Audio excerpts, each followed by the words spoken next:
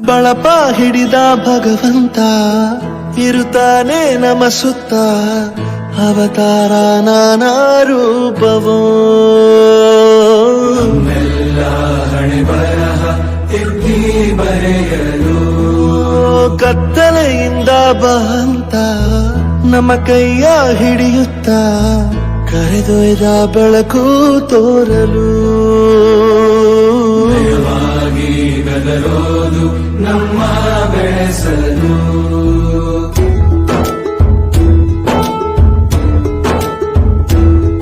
ಭಾಷೆಯ ಅಮೃತ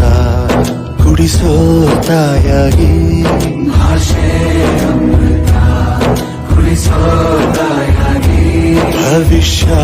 ಬರೆವಂತ ತಂದೇನೋ ಆಗಿ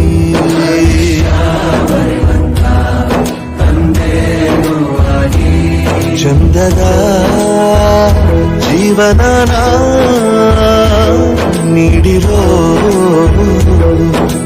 ಗುರುಗಳು ನಮ್ಮ ಗುರುಗಳು